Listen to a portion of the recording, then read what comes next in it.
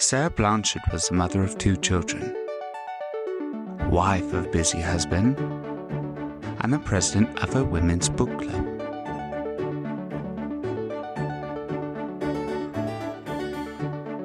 She lived a very full life. Or at least, that's what she told herself. Mother. Yes, dear. Aren't you forgetting something?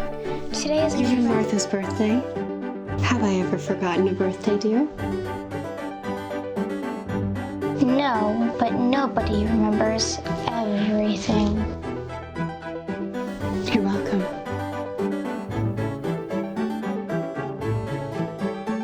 But no matter how busy Sarah's life became, she always took the time to stop and smell the flowers. She passed away at 55, and some would say that her soul, like many of ours, would float away and start a new life. In Sarah's second life, she perpetually felt angry and unfulfilled, like she was capable of extraordinary things if only the men of the world would give her a chance. All right, you awake over here? I think it was done by 5 o'clock. Oh, you do what? Hit me? Hit you? Look, lady, you got a real smart mouth, you know that? Yeah, that's what the boys tell me. And even though she had no memories of her past life, she often stopped to embrace a familiar feeling. In her third life, Sarah was born into the body of a boy named David St. Clair. I'm sorry. But I'll see you later tonight, okay? His 17-year-old single mother would often leave David home alone for hours, unable to afford a babysitter. And not able to feed 2 people on a minimum wage salary, young David was left on the porch of a fire station one day. He was never adopted and died soon after turning 18. In Sarah's fourth life, she was born into the body of Aldo Reyes. Some say she was given too much in this life, athletic, handsome, and wealthy. But like many whose life peaked too soon, he expected the good things to last forever. I need to grow up. Hello? He lived a sad life, being liked, but never loved.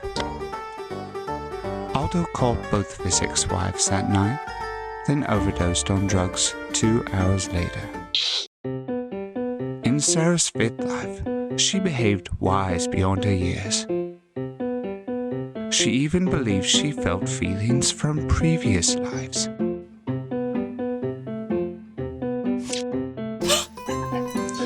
sorry. Wait. And for a brief moment, she even indulged in those feelings, perhaps passed over from Aldo's life. She died in a car crash when she was 36, and much like her other lives, she died without feeling she was ever truly happy.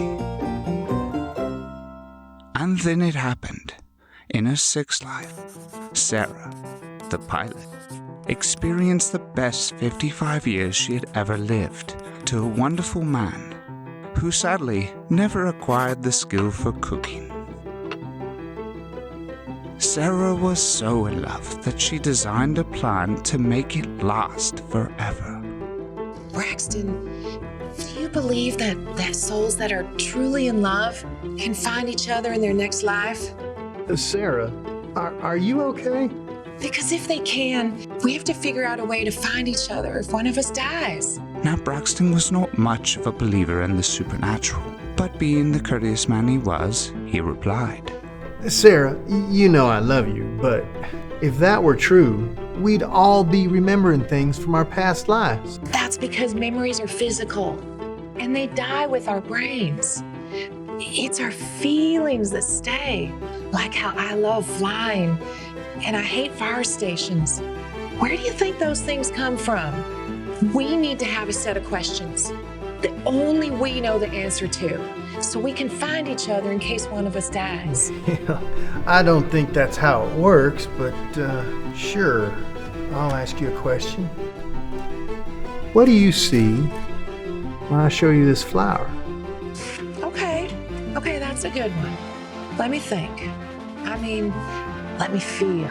You see, even though Braxton made light of the subject, he knew that most women only like to be given flowers. But Sara actually loved flowers. When I see a flower, it reminds me of a universe unfolding into a Big Bang pattern. So random, so perfect. That is going to be the question I ask everybody I meet. Braxton, you have to take this seriously. My soul's gonna be out there looking for you. Promise me you're gonna be out there looking for me too. All right. I promise.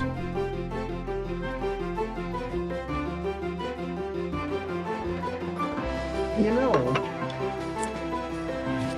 my grandma always told me that souls stay on earth because they can only go to heaven in pairs of two. Kind of like a Noah's Ark thing. So you never know.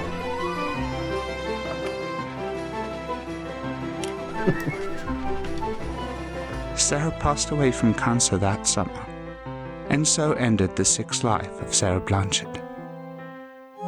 As for Braxton, he kept his word. He would spend every day for the next 20 years looking for Sara, but it never happened. Until one day. What's your name? You know my name, silly. It's Sara. I've been working with you for a month now. Is everything okay? Sara, what do you see when you look at those flowers right there? It's Sara, and I just see flowers. No! What do you see with your soul? Do you see the universe expanding?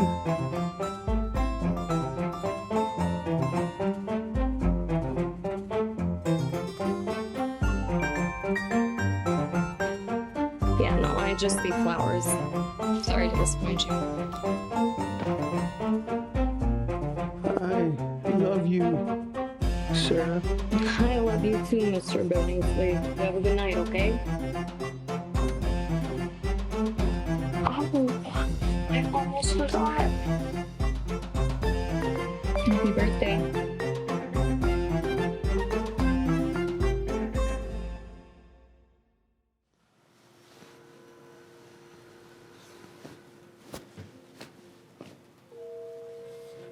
Braxton?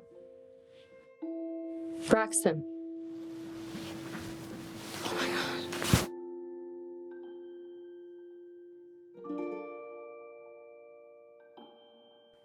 I'm so sorry. You were trying to tell me something, weren't you? But I wouldn't listen. I'm so sorry. No one can truly say if that was really Sara.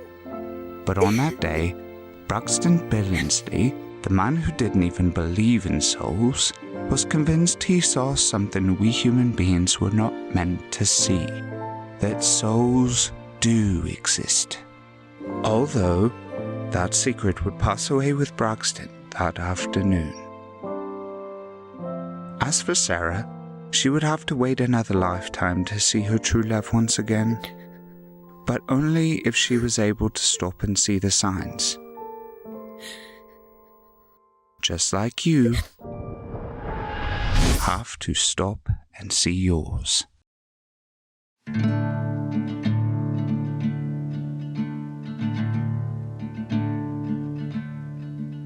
I could sit in this chair for 1,000 years and watch the woods consume the neighborhood, watch the ambitions come and go, surround me and engulf me. We could ditch the TV and spend a little more time reading books and singing songs on the porch. Sit here watching the daylight wane, leaving little trace and even less memory. I just want to be still. I just want to be still.